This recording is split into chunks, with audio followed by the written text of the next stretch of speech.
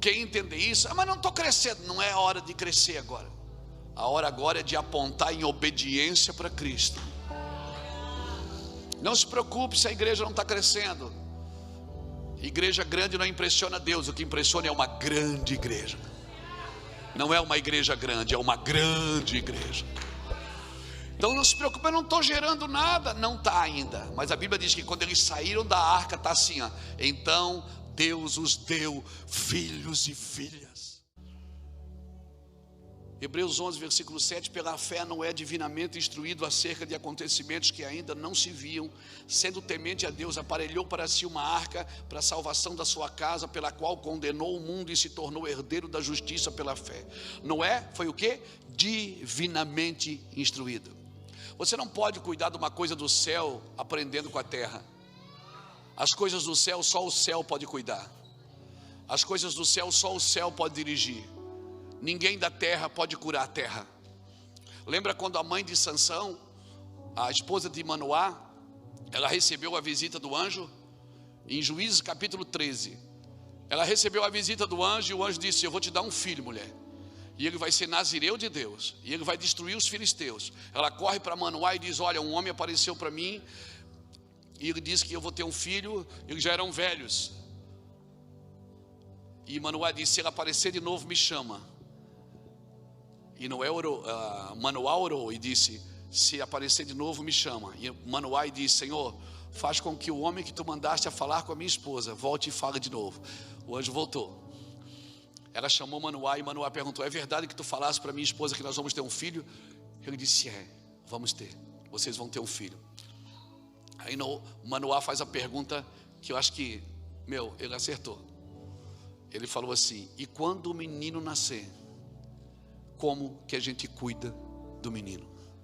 Ele estava dizendo o seguinte: se é o céu que está me dando, é o céu que tem que me ensinar a cuidar. Aí o anjo apontou para a mãe e disse: a mãe não pode comer comida consagrada nem beber bebida forte. Ou seja, a abstinência e a santidade do filho estava na abstinência da mãe. Então, se Deus te entregou alguma coisa da eternidade, só o céu pode te ajudar. Não adianta você aprender administração para tentar administrar a igreja do Senhor. É o céu que administra ela. Não adianta, você pode ser um perito musical, você pode ser um orador número 1, você pode ter cursos de oratória, de comportamentos corporais, você pode ter o que for, e é muito bom ter tudo isso, não é ruim não, mas nada substitui a presença do Espírito Santo, porque só quem pode doutrinar a igreja é o Espírito Santo. A noiva é do noivo, e eu sou só amigo do noivo, e eu estou aqui por causa do noivo, não é por causa de mim. Então entenda isso. Noé foi instruído, divinamente instruído. Ele pregava justiça num cenário de injustiça, um cenário onde viria o juízo de Deus. Mas nosso trabalho num cenário de injustiça, irmão, não é para ir para a internet e mostrar as injustiças. Às vezes eu fico vendo crente postando fotos: olha aqui o que está acontecendo lá no carnaval. Não, você queria que acontecesse o quê? Que ele estivesse orando? Olha o que está acontecendo no carnaval, tem um carro agora com um demônio lá. Mas claro, você queria o quê? É a carne que vale, o que é que vale? A gente gasta muito tempo, irmão. Quando você quer denunciar um prédio que está torto, você não fica apontando para ele, você constrói um reto do lado. O prédio reto denuncia o que está torto. A vida reta denuncia a que está torta. Por isso pessoas têm dificuldade de relacionamento, porque o caráter do outro denuncia o meu. Por isso as pessoas têm dificuldade de se relacionar, porque o caráter do outro denuncia o meu. É pedra ralando pedra, irmão. Por isso o próprio Deus falou isso em Provérbios capítulo 18. O pregador diz: não é bom que o homem esteja só. Maldito é o homem que se isola. Maldito é o homem que se isola. Está na Bíblia, Provérbios capítulo 18. O homem não foi feito para viver só. Jeremias fala no capítulo 17 que o homem que faz a sua carne e o seu braço forte, ele é maldito também. Então, irmãos, a Bíblia é cheia de propostas. Nós fomos chamados para salvar. Nós fomos salvos para salvar. Nós não fomos salvos para ficar na fila da bênção da igreja. Sai da fila da bênção, irmão. Eu sou pastor de uma igreja também. Você não está ouvindo isso de um itinerante, você está ouvindo de um pastor de igreja que está domingo na sua igreja, com um povo há 22 anos. Sai da fila da bênção, irmão. Alguém chegou lá e perguntou: pastor, que dia que é o dia de milagres na sua igreja? Eu digo: é hoje. Está aí o culto da vitória, é agora. E a bênção com óleo, tem aqui agora, já dou já para você. Aí o cara cai endemoniado no domingo. Não, meu filho, hoje é da família. Domingo, a libertação é na terça. Libertação é na terça da libertação. Esse é o problema. Porque nós achamos que tudo de ruim que acontece na nossa vida é o diabo. Aí sabe o que achamos? Achamos que precisamos de libertação, não de arrependimento. Porque a gente acha que tudo de ruim foi o diabo. O diabo se levantou, o diabo. E aí a gente acha que está sempre precisando de libertação e não de arrependimento. Mataríamos 80% dos problemas da nossa vida se nos fosse mais práticos no arrependimento, irmãos. Fomos chamados para uma missão. Meu querido irmão, você não está aqui por causa de dinheiro. Deus te trouxe para essa terra, o dinheiro foi só uma desculpa. Você é um missionário aqui, meu irmão. Você é brasileiro, meu amigo, ou hispano, ou americano que seja. Você está aqui nessa terra por uma missão. Descubra o seu propósito, descubra quem Ele é, e você descobre quem você é. Quando Pedro disse: tu és o Cristo, ele disse: tu és Pedro. Porque quando você descobre quem Ele é, você descobre quem você é. E quando você descobre quem você é, sabe o que Ele faz? Ele diz: eu te darei uma chave, que tudo que tu ligares na terra terá sido ligado no céu. Amém? Porque revelação gera identidade, identidade gera autoridade, e autoridade gera o serviço. Deus não vai te chamar para o serviço sem te dar autoridade. A autoridade só vem se você sabe quem você é. A sua identidade é muito importante. Noé era um apregoeiro de justiça. O que você está fazendo aqui? Não, eu não sou missionário, eu sou empresário. Você está enganado. Um dia, John Kennedy foi visitar uma das bases da NASA. Leia a biografia dele. Ele foi visitar uma das bases da NASA, e ele fugiu do protocolo. Ele não entrou por onde era para entrar, ele entrou por trás, e tinha um cara varrendo.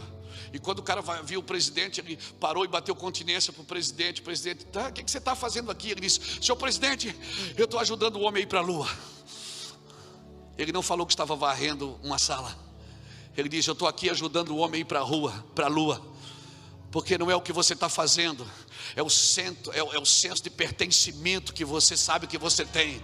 Eu pertenço à igreja. Mas você é batista, quadrangular, presbiteriano? Você é da onde? Eu sou da igreja do Senhor Jesus Cristo. E se você não me vê assim, é você que não sabe quem você é. Nós ficamos discutindo coisas nada a ver, irmãos. Eu sei para quem o Senhor me chamou.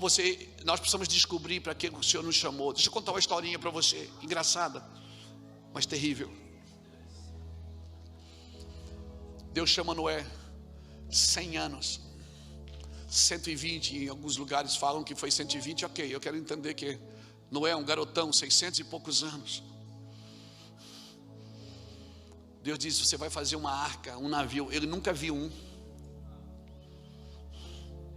porque vai chover. Ele nunca viu chuva, mas ele foi divinamente instruído. Aí todo dia Noé vai lá, corta uma árvore, e vai cortando tábuas, e vai empilhando as tábuas. É um trabalho a longo prazo. E vai. Deus não me chamou para um culto, irmãos. É um trabalho a longo prazo, é até a eternidade. Todo dia Noé vai lá e corta uma tábua. Aí um dia chega alguém lá na casa de Noé e diz: Noé, você não arruma uma tábua dessa para me fazer uma mesa, um banco lá em casa? Noé olha para a pilha da madeira: não, pega ali, pega uma tábua para você ali sem problema. Não, quanto é que é? Não, depois a gente vê, fica tranquilo. Hora de você colher as batatas lá, dá umas batatas para mim, está tudo certo. Aí Noé vai colhendo, ele vai empilhando tábuas. Um dia, chega alguém e diz: Noé, você não quer vender umas tábuas dessa para mim? Estou reformando a casa. Noé olha para a pilha e diz: não, vendo. Quanto é que você cobra? Cobro tanto. Daqui a pouco chega outro vizinho querendo comprar tábua. Aí Noé tem uma brilhante ideia: eu vou abrir uma madeireira e vou vender tábuas. E aí ele esquece porque que todo dia ele ia derrubar a árvore. Assim é muita gente na igreja, irmão. Está tão confortável, está dando tanto lucro, que a gente esquece muitas vezes, né? Porque acorda de manhã e vai para a floresta derrubar madeira. O Senhor nos chama aqui hoje para viver o sobrenatural. Eu faço isso. Vou te dar uma receita, uma avaliação. Eu não faço coisas que eu quero fazer, eu faço coisas que eu tenho que deixar de fazer. As minhas agendas são de coisas que eu tenho que deixar de fazer para ter mais tempo para o Senhor. Todo ano eu faço meu projeto de vida para o ano seguinte, coisas que eu não vou fazer mais, porque eu estou gastando a minha vida e meu tempo está passando. Noé condenou o mundo com o seu comportamento justo. É assim que você condena o mundo, irmão. Você não precisa ir para a internet falar mal de ninguém. Você não precisa falar mal de ninguém no seu púlpito. Deixa eu contar outra historinha, só para a gente se localizar. Um professor deu uma tarefa, uma prova para todos os alunos da sala fazer. Bem difícil. E recolheu as provas, deu as notas, devolveu. No outro dia toda a sala se levantou em protesto. Todo mundo veio na mesa do professor e disse: professor, a maioria tirou 0, professor. A gente não sabia isso. Aí o pessoal disse: pois é, eu mandei vocês estudarem. Ele disse: pois é, mas todo mundo tirou 0, o senhor não pode dar uma outra chance para a gente? Ele disse: não, porque o João tirou 10. Aí eu pergunto: quem condenou a sala? Foi o professor ou foi o João?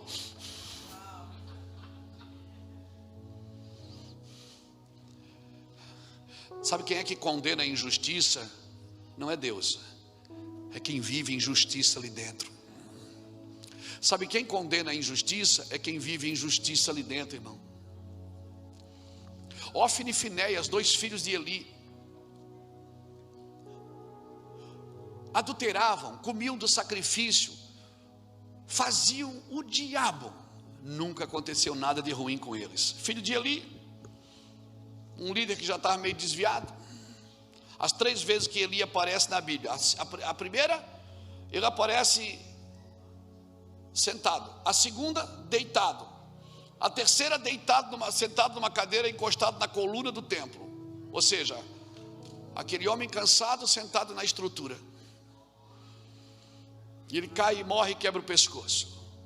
Fala de um líder que continua liderando sem a presença. E aí ele tem Ofni e Finéias, que fazem o que querem. Por que não acontecia nada com Ofni e Finéias? A Bíblia diz por quê. 1 Samuel capítulo 3. Porque a palavra de Deus era rara e a visão não era frequente. Aonde a palavra é rara e a visão não é frequente, o pecado impera, irmãos. Agora, tem uma outra história paralela a essa, de um homem chamado Arão que tinha 2 filhos, Nadab e Abiú, Levíticos capítulo 10. Nadab e Abiú estavam cuidando do incensário, cuidando do serviço do templo na madrugada. Certamente eles deixaram o fogo de Deus apagar. Certamente eu acho que eles tomaram uns gole a mais. Eles ficaram ali e deixaram o fogo apagar. O fogo apagou. Eles acordaram, o fogo não podia apagar. Qual era a ordem? Toda manhã o sacerdote coloca lenha no fogo e o fogo arderá continuamente sobre o altar e não se apagará. Apagou, eles foram lá fora, pegaram fogo aceso, acenderam e vieram. Quando eles entraram, morreram os 2. Porque você não traz nada de fora para dentro. No evangelho você não traz nada de fora para dentro. De dentro. Não, mas leva essa água é boa, é ungida. Ok, mas a água que cura é o rio de água viva que nasce do seu interior. Pode dar certo? Pode, bebe a água ungida em cima da TV, não tem problema. Dá certo? Dá, mas não substitui o rio que nasce em você por causa do Evangelho. Nadab e Abiú morreram porque na hora. Porque lá em 1 Samuel capítulo 3, o líder era Eli. A palavra era rara e a visão não era frequente. Aqui o líder era Moisés, que falava com Deus face a face. E se você está num lugar onde a justiça é alta, o ímpio não permanece na congregação do justo. Nós passamos mais tempo expulsando demônio do que levantando a justiça de Deus. Elevando a justiça de Deus. Qual é o meu trabalho? O meu trabalho é elevar a justiça de Deus. Amém? Esse é o meu trabalho, elevar a justiça de Deus. Outra historinha muito boa. Atos capítulo 4, versículo 36 e 37. E Barnabé, chamado Dídimo, possuindo uma herança, vendeu a sua herança. Ele era um levita de Chipre. Vendeu a sua herança e colocou aos pés dos apóstolos. Não foi no bolso, foi nos pés. Aí acaba o capítulo 4. Aí começa o capítulo 5. Logo em seguida, Ananias e Safira, sua esposa, pegando uma oferta, vendendo uma herdade, não era herança, era uma propriedade. Olha a diferença, um vendeu a herança, o outro vendeu a propriedade.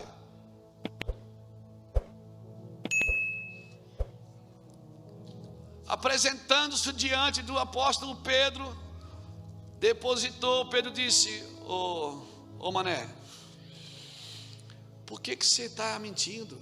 Por que você não ficou com tudo? Você precisa dizer que tem dinheiro no outro bolso. Você acha que o Espírito Santo não viu? Aí ele disse: não, mas meu Deus, caiu, morreu. Aí entra a Safira e ele disse: teu marido acabou de morrer aqui agora. E ela disse: não, mas não tem nada com isso não, a minha oferta está aqui. Morre também. Aí eu pergunto: você já viu alguém morrer dando oferta, irmão? Você acha que eles morreram porque reteram uma parte? Não, é porque eles entraram na fila de quem estava dando tudo. Se você quer reter uma parte, você não pode ter aliança com quem dá tudo. Se você quer reter uma parte, você não pode entrar na fila de quem dá tudo. Barnabé elevou o nível de justiça. Você pegou no seu espírito isso? Barnabé elevou o nível de justiça. A justiça ficou alta, lá no alto. Aí veio alguém que quis reter uma parte, se estrepou, irmão. Barnabé era um levita de Chipre. Levita tinha herança? Não. Mas a Bíblia diz que possuindo ele uma herança, ou seja, quando ele viu o movimento do Espírito Santo, ele disse: cara, isso aqui que eu tenho não é meu. Isso não é meu. Isso não é meu, não é meu, não é meu, eu não posso. Eu quero voltar para a ideia original. Quando ele toma uma posição de se livrar daquilo que não era dele, sabe o que ele faz, irmão? Ele eleva o nível de justiça, meu irmão. Meu irmão, se o fogo está alto, o ímpio não permanece na congregação do justo. Não, mas lá na igreja tem o ministério de intercessão que ora. Não, nós não podemos terceirizar para o ministério de intercessão. Deus não recebe de outra boca a tua adoração. Deus não recebe de outras mãos. As mãos que têm que ser levantadas são as suas. Líderes, pastores, líderes de ministérios que estão aqui, você não pode terceirizar a sua vida de oração para o ministro de louvor. Eu toco 2 instrumentos, sino e campainha. Não toco nada. Não sou cantor. Mas não passa um dia nessa terra que ele não recebe pelo menos um lalali lalá. Um lalali lalá, meu irmão. Só um. Às vezes atravessa dias, às vezes atravessa noite, às vezes é só um cheiro. Nós somos ministros do Senhor. Nosso trabalho é elevar o nível de justiça, irmão. Nós somos tudo, irmão. Nós somos pedreiro, nós somos carpinteiro, nós somos pintor, nós botamos carpete, nós fizemos tudo. Mas por que nós temos tanta dificuldade de largar tudo por alguns minutos, algumas horas e passar tempo com Deus? Não, mas eu tenho que fazer a obra de Deus. Você não está falando aí que Noé levou 100 anos para fazer a obra? Não, irmãos. Não foi Noé que levou 100 anos para fazer a arca. Foi Deus que levou 100 anos para construir um Noé.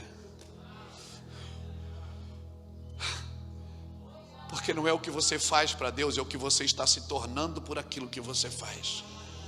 Porque se eu não estou me tornando alguém mais parecido com Cristo, o meu cristianismo não é genuíno. Eu tenho que me tornar mais parecido com Cristo, irmãos, por aquilo que eu faço. Deixa eu te falar, a vida você tem em Cristo, a realização você tem na obra. Mas alguns Deus tem que parar a obra para trazer de volta para a vida. Tem muita gente que Deus está parando a obra para trazer ele de volta para a vida. Porque Deus não te chamou para trabalhar para Ele, Deus te chamou para estar com Ele. O serviço é o extrato do relacionamento. Porque a maior obra que Deus te chamou para fazer não foi construir uma igreja. A maior obra de Noé não foi construir um templo, não foi construir uma arca, foi reconstruir o mundo depois que saiu da arca. Eu estou lá em Itajaí, estava conversando com o pastor Pedro hoje. Ele estava me falando da obra que ele está começando, e eu estava falando para ele do terreno que a gente acabou de comprar. Já, quer dizer, não é nosso ainda, que não está pago, mas vai ser. Com 50 e poucos anos Deus chama a gente para fazer uma obra daquele tamanho. Mas eu sei, irmãos, que ali é uma plataforma para tocar o mundo. Porque cimento e tijolo não pode mudar o que Deus quer fazer nos verdadeiros templos do Espírito. Quando Jesus começou, ele não abriu uma igreja, ele montou uma equipe. E a equipe que trouxe a igreja até aqui. Então, pastor, como é que eu faço? Eu sei que ouvindo uma mensagem dessa dá vontade de ir para casa orar. Nós vamos para casa orar, mas primeiro vamos jantar, né, irmão? Glória a Deus, aleluia. Eu ando com o Rafael porque eu sei que ele não vive sem janta, né, irmão? Então eu também não fico, não. Eu colo no Rafa. Ele diz: pastor, tá com fome? Eu digo: você tá? Eu colo no Rafa porque eu sei que ele não dorme sem janta, irmão. Então eu estou garantido, né? Estou garantido, ou não é? Quer ir em lugar bom para comer, vai atrás de um gordinho, que ele sabe tudo, irmão. Ele conhece tudo. iFood, então ele já sabe tudo. Volta aqui para mensagem, irmão. Não desvia, não. Deus mandou Noé construir a arca. Ele construiu ou não construiu? Deus mandou ele entrar na arca. Ele entrou ou não entrou? Deus mandou ele sair da arca. Tudo que Deus pediu para Noé, a única coisa que Deus não pediu para Noé foi um altar. E quando Noé sai da arca, ele pega os animais que ele estava guardando por um ano dentro da arca. Todo dia ele estava lá, disse: não, você tem que cuidar. Ele estava cuidando daqueles. Ele não pediu, Deus não pediu um altar para Noé. Deus não pediu um altar para Noé. Deus pediu para ele fazer uma arca. Deus pediu para ele entrar na arca. Deus pediu para ele sair da arca. Deus pediu para ele colocar os animais na arca. Mas quando ele desce, ele faz um altar ao Senhor. Um ano dentro daquela arca. Choveu 40 dias e 40 noites, mas eles ficaram um ano dentro da arca. Quando ele sai da arca, ele faz um altar. São esses homens que impressionam a Deus, irmão. Sabe por quê? Porque eles vão além do serviço. Eles vão além do serviço. Irmão, se eu parar hoje de pregar o Evangelho, eu já vivo com tudo que Deus me deu. Mas quem aguenta? Quem aguenta ficar em casa vendo televisão? Quem aguenta, irmãos? Passou às vezes 3 dias sem pregar. Às vezes eu e ele assim saímos para descansar, para ir para o hotel, descansar um pouco. Esses dias nós fomos para Gramados um tempo atrás. 3 dias depois estava eu e ela sentado no hotel, ela olhando para a cara do outro. Ela dizia: amor, vamos ver se a gente acha uma igreja. Porque eu não me envergonho do Evangelho, porque é poder de Deus para a salvação. Se isso não for sua paixão, se isso não tirar você da cama, eu estou aqui hoje como um despertador, irmão. Eu vim aqui para te despertar, para meter gás em você, para botar lenha nesse fogo aí. Agora, um despertador, ele tem o poder de me acordar, mas ele não tem o poder de me tirar da cama. Eu que tenho que levantar e sair. Então entenda isso no seu espírito. Esse é o meu trabalho, é despertar, é passar pelas pessoas e dizer: ainda dá tempo. Deixa eu perguntar outra coisa para você. 100 anos construindo a arca, 8 pessoas. Em 100 anos eram 4 casais, 8 pessoas. Noé e a esposa, mais os 3 filhos com as suas esposas. 8 pessoas. Em 100 anos construindo a arca, 120 que seja, mais um dentro da arca, nenhum deles gerou um filho. Nenhum deles gerou um filho. Por quê? Porque todos estavam apontados para uma obra coletiva. E quando se trabalha em algo coletivo, Deus não nos permite gerar em causa pessoal. Deus está levantando a sua igreja para um propósito coletivo. Quem entender isso? Mas não estou crescendo. Não é hora de crescer agora. A hora agora é de apontar em obediência para Cristo. Não se preocupe se a igreja não está crescendo. Igreja grande não impressiona Deus. O que impressiona é uma grande igreja. Não é uma igreja grande, é uma grande igreja. Então não se preocupe, eu não estou gerando nada. Não está ainda. Mas a Bíblia diz que quando eles saíram da arca, está assim, ó.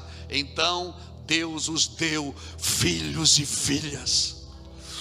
Porque eles estavam trabalhando. Porque a maior obra de Noé não foi construir uma arca, foi reconstruir o mundo.